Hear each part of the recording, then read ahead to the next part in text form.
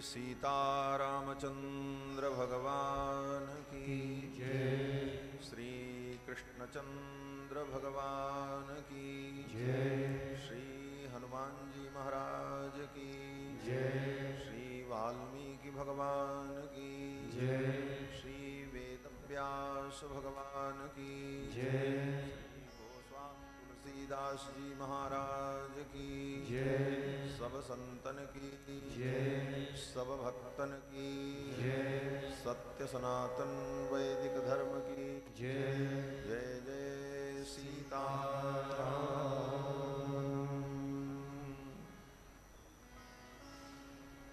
Hari Om.